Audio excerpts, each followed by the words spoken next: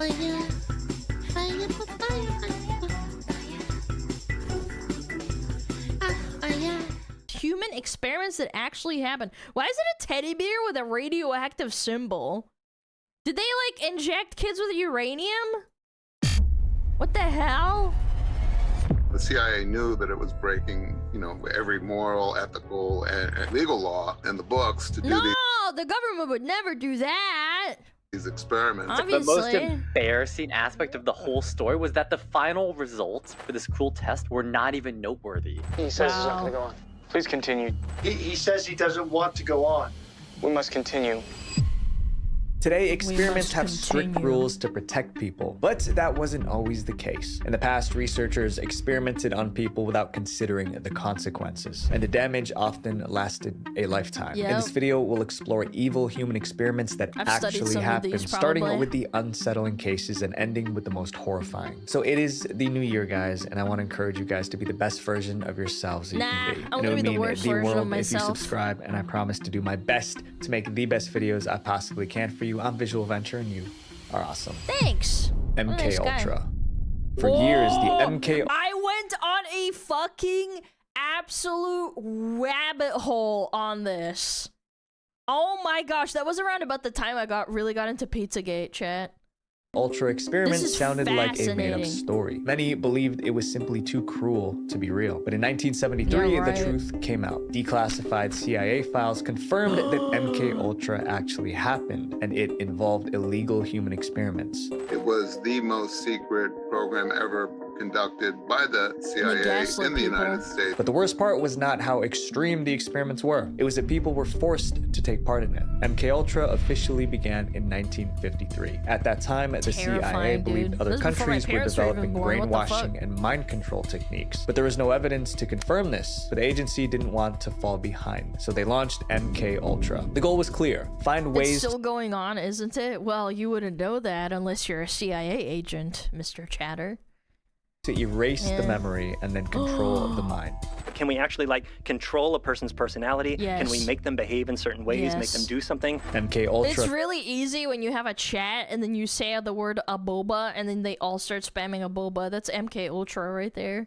Quickly grew into a massive operation. It included more than 150 separate projects. These projects took place in universities, hospitals, and even in public. And some of the methods were so inappropriate that keeping this a secret became necessary. You know, the CIA knew that it was breaking, you know, every moral, ethical, and legal law in the books to do these experiments. One of the CIA's main tools was mind-altering drugs. Researchers wanted to know whether dosing people made them easier to control. Even people in the public were given drugs without their awareness or consent and experimented upon. But secretly, yeah, they like blow drugs in their face and then run away.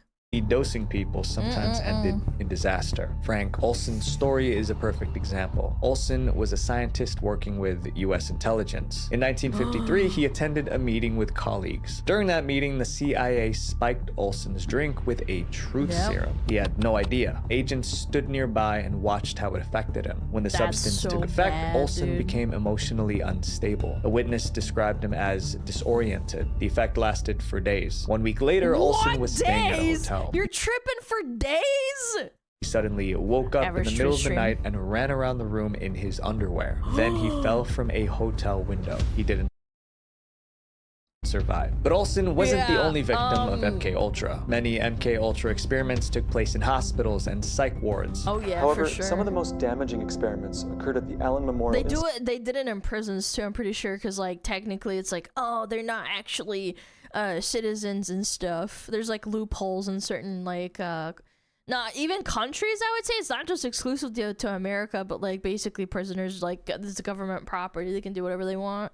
Institute in Montreal, Canada. The patients were already vulnerable. Instead of receiving proper care, they were treated like guinea pigs. MKUltra doctors wanted to learn how to erase memories. And he thought that if you could bring a person back down to a blank slate, remove all the environmental inputs that have been put into them, and then you can build them back up in your image into whatever you want them to be. The methods used were too extreme for me to describe. Many patients didn't understand what was happening. That made it nearly impossible for them to refuse. By the time patients were discharged discharged, they were seriously affected. He never came out the same. He had a blank look in his eye.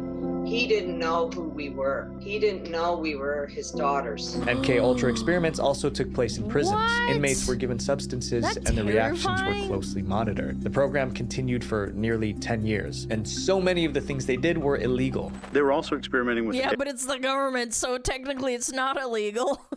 They can just do whatever they want. aerosol LSD. God. Like, can we disperse it into a crowd? Can we disperse it over a city? What does And it they're do talking about it so casually, too. It's crazy. in water Oh, yeah, this supplies? happened, And just you know. some insane stuff. In 1963, the CIA officially ended MKUltra. This was the explanation recorded inside the They said they ended it. That doesn't mean they did. They probably just named it something else. CIA director's office. That's what I would His office do. recorded, the concepts Like, involved in oh, yeah, I manipulating totally human ended it, behavior are Chet, found by yeah. many people, both within and outside the agency, to be distasteful and unethical. After the program ended, the CIA director ordered most MKUltra files destroyed. The goal was to keep the experiments hidden, but that plan failed. A few years after it ended, a reporter found out about the program and blew the whistle. In 1974, Seymour Hersh exposed the MKUltra program when he wrote about it for the New York Times. The article caused public outrage. Gasp. Soon after, Congress Unbelievable. launched an investigation. The CIA was forced to admit the truth. During those hearings, the CIA finally admitted that this program existed. They admitted that it was probably not the right thing to do, but Oh, they really? feigned innocence. That's crazy. By then, most of the records were destroyed. That meant the full scope of MKUltra would never be known, and victims were left without justice. Up next is an experiment that intentionally instilled fear in people. The Landis facial expression experiment. Ooh, what's In this? I don't know about 1924, this. psychologist Carney Landis began a study on human reactions. He wanted to know if everyone makes the same face when they feel the same emotion, like fear, disgust, and so on. I mean, it was a reasonable question, but in trying to find the Yeah, answer, sure. Landis created one of the most horrifying experiments ever, and those who suffered most were his test subjects. Landis recruited young college students for the study. On paper, the plan was simple. He was going to trigger emotions like disgust and joy and capture them on camera. So he needs to That's get you to pretty feel normal. emotions to get a picture of your face. The first thing he did was paint thick I'm pretty sure this was helpful with like autism and like identifying autism.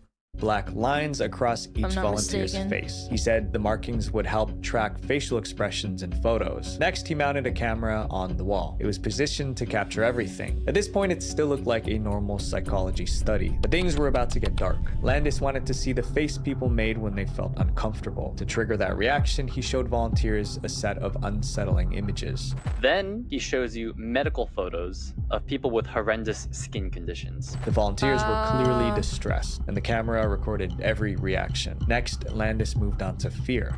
Then he goes behind a curtain and sets off a firecracker to capture on film the exact moment of your fright. He didn't just use firecrackers. Landis also fired a weapon close to the volunteers. Once again, his goal was to capture at the exact moment of their fright. Then You don't need to do that to realize that that's going to elicit fear or trauma. There's like so many people out there that like had, for example, firearms shot in front of them when they were kids.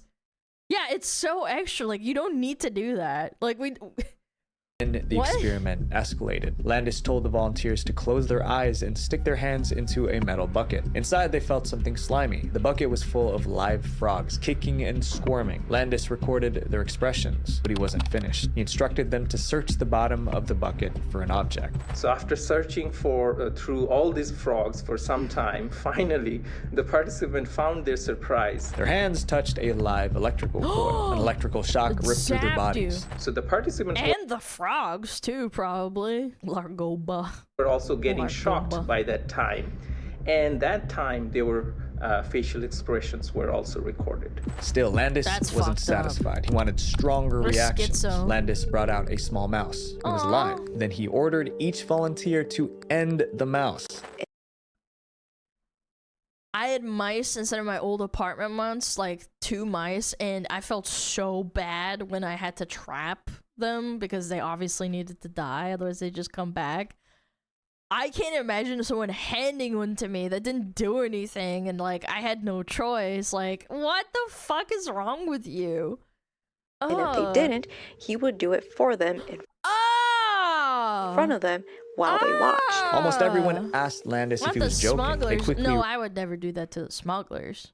realized he wasn't. Landis wanted to take a photo of their faces as they carried out the act. Many volunteers refused at first, but Landis pressured them. One by one, most of them gave in. About 1/3 refused to do it themselves, but Landis didn't let them off the hook. Landis did it himself. He made them watch. The camera clicked again and again. The experiment was over. Now it was time to assess the results. After triggering all I wonder what the person's gonna do. these emotions, Landis reviewed the photos, and he found no clear pattern. There was no typical facial expression for any emotion. Fear, disgust, and shock looked different from person to person. In fact, smiling was the most common reaction, even during unpleasant. Well, it's a natural reaction of when you're feeling uncomfortable because you want to like look around. That's a thing like most people do. I would say it's more common with women. They want reassurance of like, hey, is this actually happening or am I crazy? And experiences. When Landis published his findings, many people criticized how the volunteers were treated. The part involving the mouse caused the most outrage. That's why today, the Landis facial expression experiment is remembered for its cruelty, not its science. Up next is an experiment that had lasting consequences on a child. The Little Albert experiment. Fear is a survival tool. It warns us when danger is near. But for decades, psychologists argued about where fear comes from. Are we born with it, or does the world teach us what to fear? In 1920, two researchers decided to stop debating and find out for themselves. They wanted to train someone to fear something specific, even if that thing was harmless. Before the experiment could begin, they ran into a major issue. They couldn't use adults. Adults already have memories and life experiences, so they know what's so let's do a child or a puppy. Good. Scary and what isn't. The researchers needed someone with no sense of what could be scary. Ideally, they needed a baby. The researchers eventually found a baby in the hospital where they worked. His mother was a nurse at the same hospital. The baby's real name was never recorded. In the study, he was called Albert B. Albert was only 9 months old. The researchers planned to teach him fear. To do this, they used a method called classical conditioning. Here's the concept. If you pair something harmless with something frightening, the brain may link the two. If you repeat that pairing enough times, the brain learns a new rule. This object... I mean, this is basically also what happens with dogs or cats. Like, if you scream at them, they'll react. Yeah, children are like that because they're not, as smart as, like, they haven't grown up yet. It's like, Jesus, man. Means danger. The researchers decided to test this idea on little Albert. They began by showing him a white lab rat. Albert showed no fear. He tried to touch the rat. Next, they showed him a rat. You could even chalk this up to like how parents train danger into their kids and how them overreacting can also cause problems. Like, say a kid falls down and then the mom or the dad has like a really explosive reaction, that can give it like that can give the child an inkling like, oh shit, this is what's going to happen if I fall down. It means that it's a bad thing that I fall down, even if they're not actually hurt.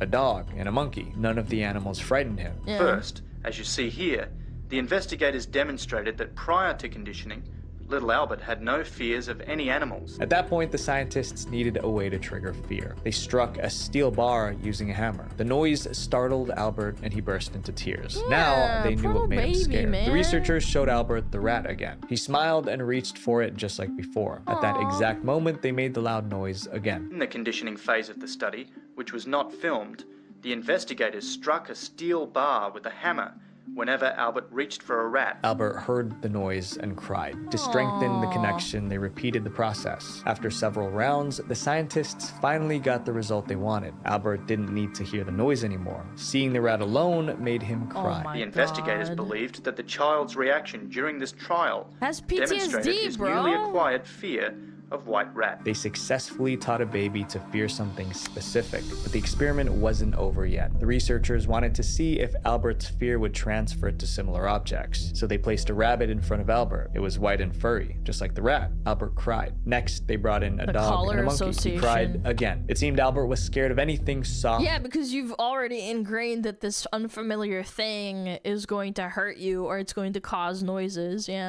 white, or furry. They even showed him a Santa Claus beard, and he burst into tears. The researchers planned to remove the fear later, but they never got the chance. Albert's mother suddenly left the hospital with her child. Maybe she realized— You gotta be frightened if parental instinct doesn't prevent you from doing this stuff to children. Yeah, I would argue like the same thing with like animals too. Yeah, like if you can just freely like hurt an animal or like cause it pain without like feeling anything. Like I'm not saying people don't make mistakes. Like you can accidentally hurt an animal and be like, oh god, I didn't think that would hurt you. Like you can feel remorse, but then there's people who are like, yeah, I could do this and I have no problem. Something was wrong. No one knows for What's sure. wrong What with we you? do know is this. Albert never received treatment to reverse the fear. For decades, Albert's identity remained a mystery. Researchers only knew he was born around 1919. Finally, in 2014, investigators believed that they finally identified him. They concluded that he was a man named Albert Barger. They wanted to interview him, but they couldn't. Albert already passed away at the age of 87. Wow, Instead, he lived they a spoke long with his life. family. They described Albert as gentle and calm, but there was something strange about him. Albert couldn't stand being around animals. Oh man. It was so bad that family members had to keep their dogs in a separate room when he visited. If Albert Barger— Yeah, he would get fucking PTSD. Oh hi, hello doggy. Hello. Speaking of doggy, you want to come a piece? You a piece? Hi, you want to say hi to Cat? Oh my goodness. Mwah. Oh, you're so cute. Mwah. What is it? No, I'm not done streaming. Sorry, buddy. was really little I'll pay Albert, it's you. possible that the fear from the experiment never faded. The little Albert experiment showed that fear can be learned through classical conditioning, but the fact that they used the baby was just wrong. This next case answered the No, it's question, disgusting. how easily can you make a good person do bad things? The Milgram shock experiment. Most people believe they are good. In the early 1960s, psychologist Stanley Milgram decided to test that belief. Stanley Milgram was interested in the psychology of obedience. Milgram designed an experiment to answer one dark question. Can a good person be pressured into doing something evil simply because— Ads? Aw, damn it, really? We got ads right now? Oh, whatever, I'll wait them out, I guess. Dude, why's your butt wet? Why's the side of your butt wet? What the fuck? I'll go get him a tissue. Hold on. Yeah, sorry, chat. We'll run ads real quick. Oh my goodness, what is that sound? Oh my goodness. Sorry about that.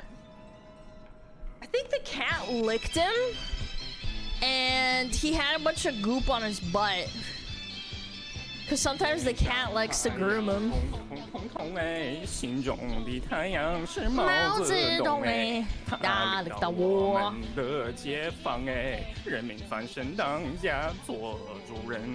Yeah, I just wiped his little butt.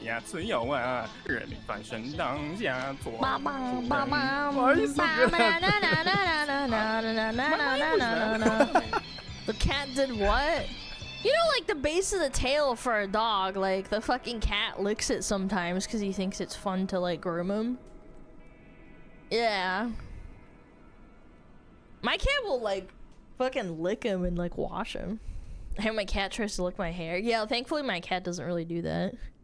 Ass cats! Freaky ass cat! Yeah, motherfucker. Yeah, I was like, why is your fucking like the base of your tail kind of wet and like goopy? It's like the fucking cat groomed him. Fucking nasty. Nasty as cat. Cat's into buttholes. No, my dog's into buttholes. He sniffs every dog's butt. He nasty. Yeah, the neighbor's dogs will like sometimes like come up to him and like sniff him, and he instantly goes for their buttons like. Hello. Yeah. Alright, ads are done! Sorry about that. It sucks. I should have ran them earlier and I forgot. I forgot. My apologies.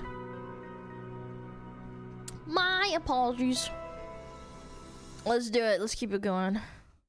if their leader or boss orders them to. Milgram's question was inspired by the events of World War II. After the war, many people involved in horrific crimes were put on trial. Almost all of them gave the same excuse. They were just following orders. As a psychologist, Milgram found this blind obedience deeply troubling. He wanted to know if ordinary Americans could also be pressured to hurt others. He decided to see how subjects would react. It's kind of scary how people can be coerced. If you're charismatic enough and you do it the right way, you can. When a researcher pushed them to do things that went against their morals. The first step was selecting volunteers for his experiment. He put out an ad offering $4 for 1 hour of their time. But Milgram turned away anyone with a violent history or criminal record. He wanted everyday people who knew right from wrong. Once the volunteers were selected, the experiment began. Milgram conducted the study at Yale University, but he lied to the volunteers about the purpose of the experiment. Volunteers were told they were taking part in scientific research to improve memory. Each volunteer sat at a desk with a machine in front of them. That machine delivers a shock. Wires connected the machine to a chair in the next room. Each volunteer watched as another man was strapped into the chair. Electrodes were attached to his body. Then a barrier was placed between them. From that moment on, the volunteer could not see the person in the electric chair. The instructions were straightforward. The volunteer would ask a question. The man in the chair would answer. If the answer was wrong, the volunteer pressed a switch and delivered an electric shock. You're going to read these words out and see if he can remember them. And if he gets it wrong, you hit this button and deliver a shock. But the shocks weren't all the same. He was told to increase the voltage with each wrong answer. That was the task. Press a button and shock another person for making a mistake. Milgram wanted to see how far volunteers would go. Do you think I could coerce my smugglers into doing this fucked up experiment? I bet I could. Maybe shock you into it. Shock, shock, shock. Shock my dog. I won't stop. Before they refused. Cloud, horse, rock, house. Answer. Wrong. Each shock triggered a reaction from the man in the chair. Answer. Wrong. 150 volts.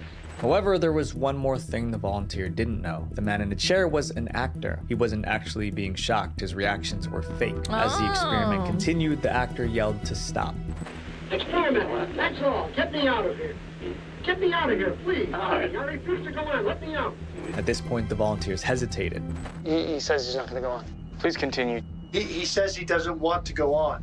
We must continue. But the researchers insisted they continue. The experiment requires you continue, teacher. Please continue. And most volunteers did. They felt they were doing something wrong, but they kept pushing the button. So the guy keeps getting it wrong. Around 250 volts, he's screaming. Some volunteers strongly protested. I'm not going to kill that man there. I mean, who's going to take the responsibility if anything happens to that gentleman? I'm responsible for anything that happens here. Continue, please. Eventually, the man in the other room went silent. I think something's happened to that fellow in there. I don't get no answer. At that He's point, getting the scared, ended. If I remember correctly, some of the results of the experiment were falsificated. Success rate wasn't that high, but still high enough. You also, someone said earlier, was to like defense that concentration camp guards would use in World War II. You have to also understand that like the propaganda was that like everyone that was in the concentration camp is wrong, and then all the people there were demonizing them, and that's how people got like basically coerced into it. I wouldn't give this a I think this is a dumb experiment purely based on that, because the person on the other end speaks the same language as you. They are probably living near you, and like all these people you weren't actively demonizing them, they were just doing it. I don't get no answer. Yeah, the societal pressure was the different too. Ended. Milgram published the results in 1963. 2/3 of volunteers were prepared to administer a potentially fatal. Also, there was a fear repercussion for disobedience too. Yeah, that's the other thing. Like, I could walk away. It's like nothing's gonna happen to this guy. Electric shock when encouraged to do so. In total, 65% of volunteers went all the way to the maximum 450 volts. That meant that if the shocks were real, they would have ended the person in the chair. Milgram's experiment proved something disturbing. People don't need to be evil to do harm. Sometimes they just have to be told to do it. Decent American citizens were as capable of committing acts against their conscience as the Germans had been under the Nazis. This next case shows how you can cause permanent damage to someone by using only words. Interesting though. Interesting. The monster study. Monster? Who could make an experiment so disturbing that people called it the Monster Study. The study was created by Wendell Johnson. He was a respected professor at the University of Iowa. Despite his success, he lived with a deep personal struggle. Johnson stuttered a lot. Stuttering is a speech impediment that disrupts the normal flow of speaking. Back in the 1930s, doctors believed stuttering was caused by a biological defect. In other words, stutterers were simply born that way. But Johnson had a different theory based on his personal experience. I had a boy in my class, I think in middle school, that had a stutter, and he went to a lot of speech therapy, and eventually it stopped.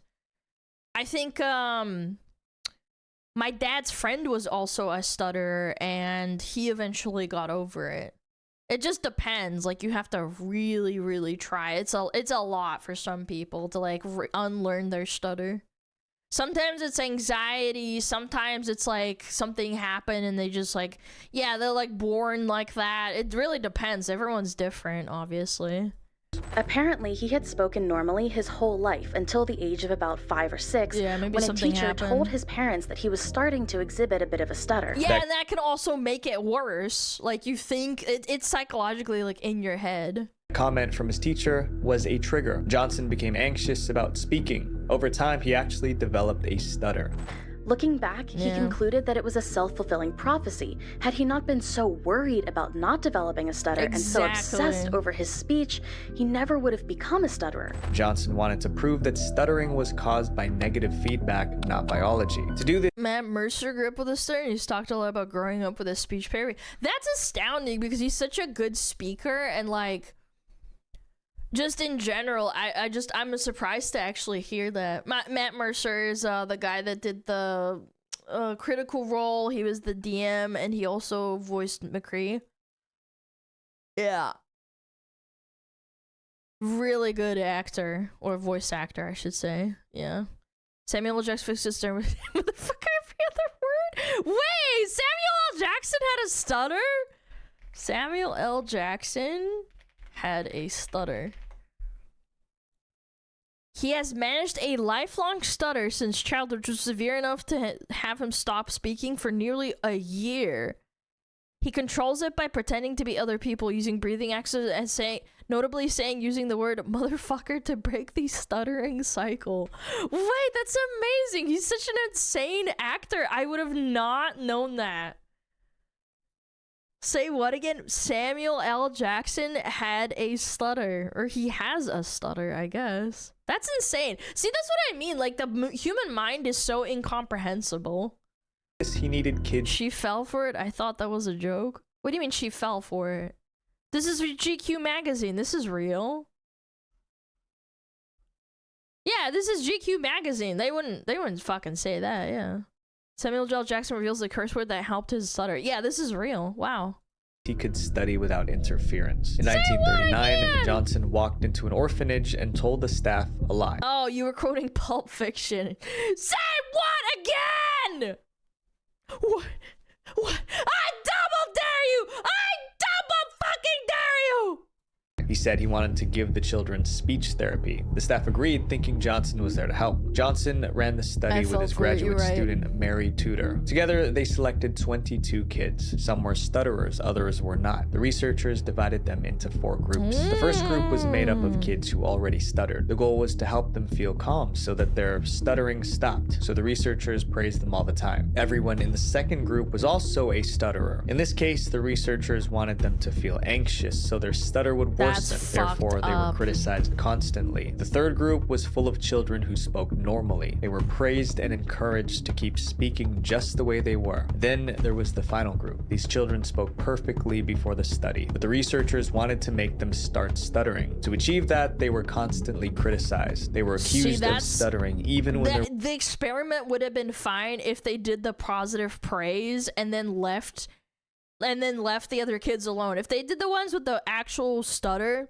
and then they praised them constantly, that would be proof enough that it could possibly help. But what's unethical is that they're fucking up kids and then they think it's real, even though it's not, and they're not. The adults are obviously in control of the experiment. That's what's fucked up about it.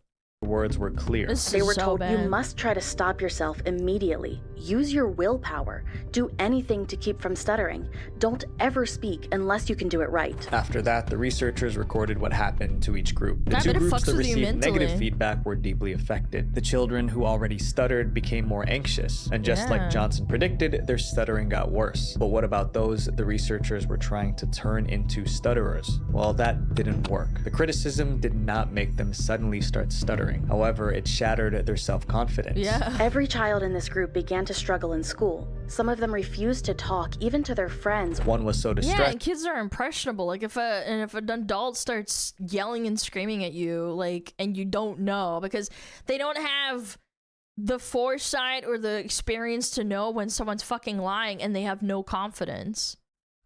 That she ran away from the orphanage. This clip sums it up well. The children who were given negative feedback became more withdrawn, self-conscious, and frustrated, whether or not they actually had a stutter to begin with. When Johnson shared the results with his colleagues... You don't even need to fucking do that study when, like, parents berate their kids for everything. Like, the same thing happens. They were horrified. They warned him that publishing the study could destroy his career. According to reports, they were the ones who nicknamed it the Monster Study. Johnson never published the study. He hid the documents and hoped his actions would stay buried. The children also weren't debriefed after the project was over, and there was no real follow-up on how they may have been affected by the study long term. When Johnson passed away, he was praised as a respected professor. At that point, no one knew about the orphans, but that changed in 2001. A reporter uncovered records of the monster experiment. When the story became public, people were outraged. Some of the kids from the experiment were still alive. They were now in their 80s. Most claimed they struggled with anxiety and shame. The survivors sued the state of Iowa, which is where the study took place. In 2007, the state paid almost $1 million in compensation. There was no debate. And it's sad because it's like, I always feel bad for situations like that where they get paid out. It's like, that doesn't undo all the suffering, you know, that they had. Yeah, $1 million. Yeah, that's fucking great. Fantastic. I totally agree. But like at the same time, it's like that doesn't really do much for the people already. Like they went through it, man. The monster experiment should have never happened. Yep. This next experiment got so destructive it had to be stopped early. The Stanford prison experiment. This experiment was designed to create an atmosphere of oppression. The man behind it was psychologist Philip Zimbardo. For years, Zimbardo studied how people behave in prisons, the military, and even offices. In each place, he noticed the same pattern. People in power often treated others badly. Over time, Zimbardo formed a theory. People didn't commit cruel It's like you study Reddit mods, it's the same thing.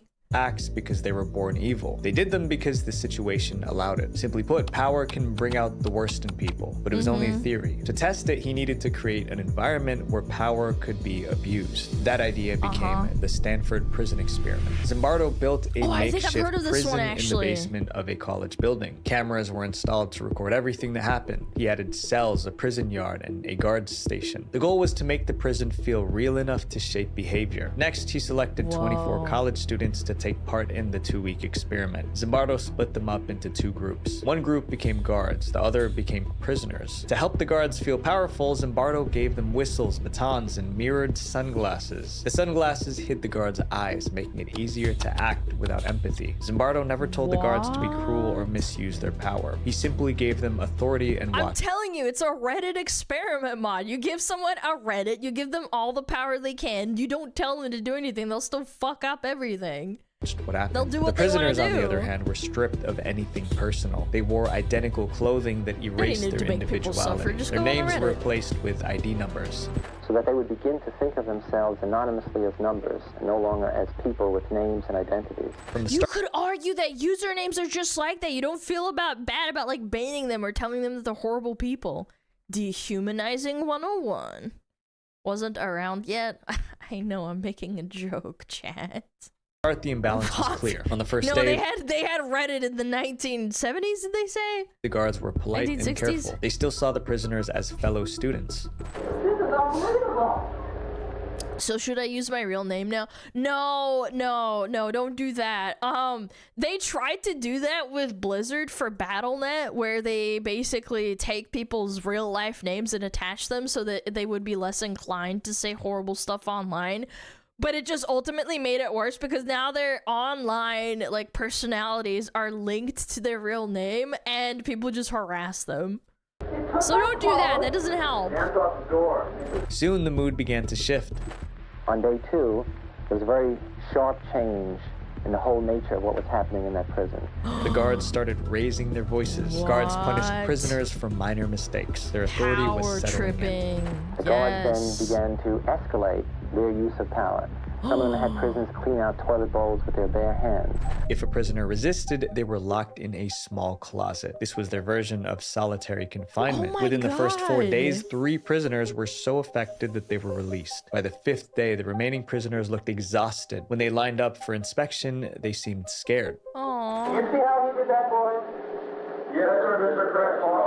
Yes, the guards sir. acted Yes, differently sir. too. They were now tyrannical. It seemed like they forgot that they were just... Yeah, you always gotta keep people in check. I don't know. I think humans are inherently easily corrupted. I don't think every single person on the planet is evil. It's just that, like, it's a nature versus nurture argument too. It's like, yeah, if you are, for example, there's, I think, what is the statistic? 1 in 10 people is, like, unironically a psychopath that could kill anybody without remorse.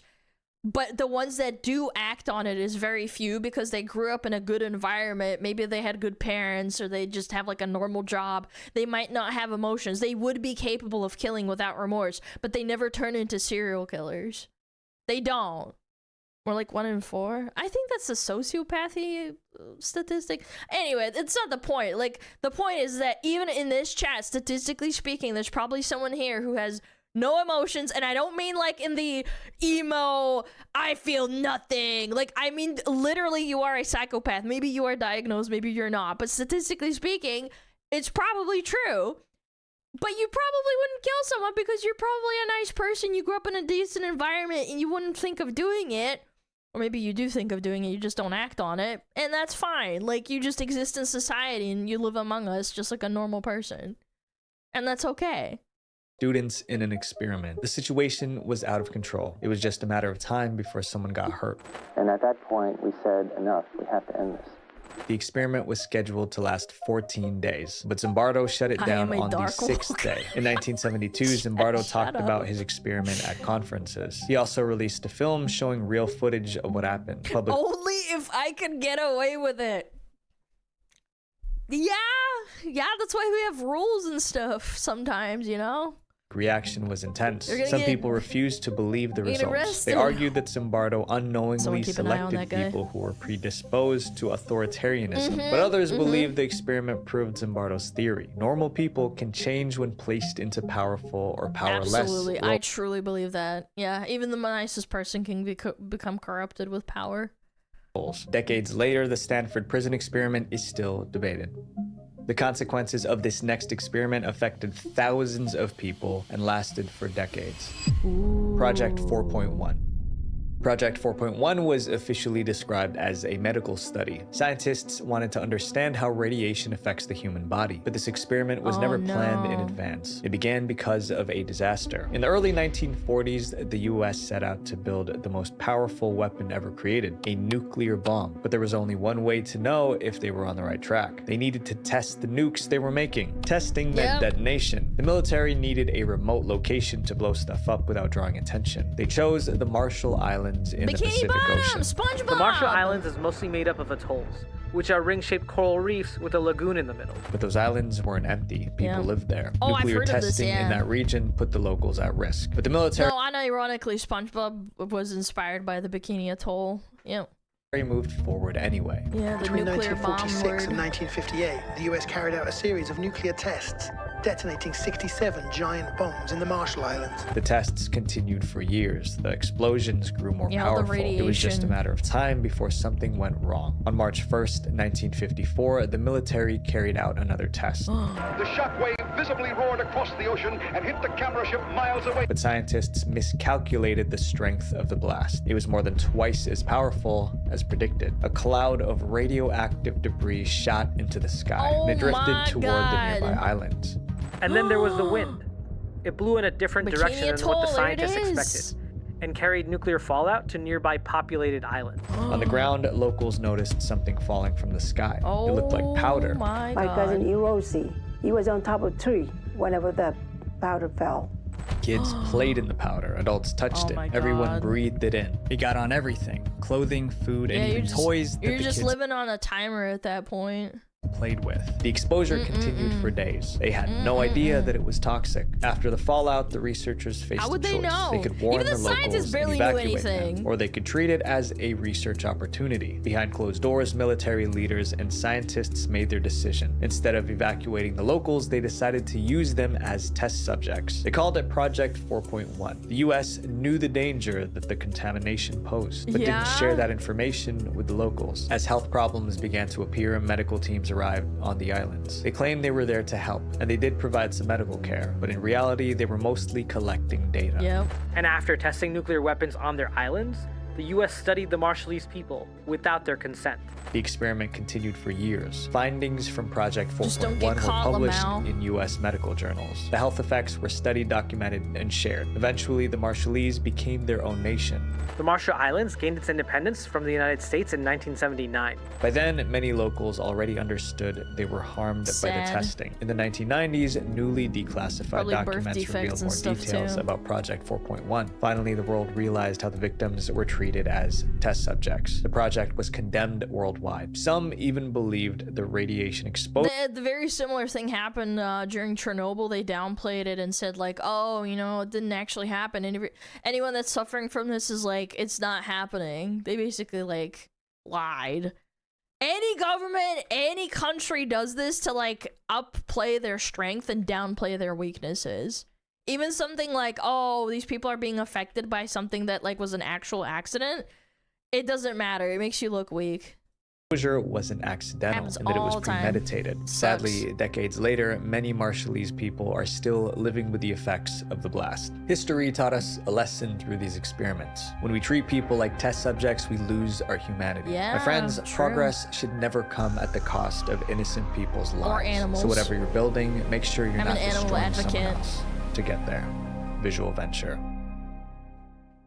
Wait, before you guys go, I have a video where I talk about terrifying cults still operating today. We talk about a cult leader who claimed they delayed the sunrise by 40 minutes, a weight loss program that told people to eat only 10 bites per day, and a bio attack that put 45 people in the hospital. Click here to watch it. Love you 10 guys. bites a Peace. day? ED Twitter's gonna go crazy. Oh my god, dude, that's crazy. Fire, fire, fire.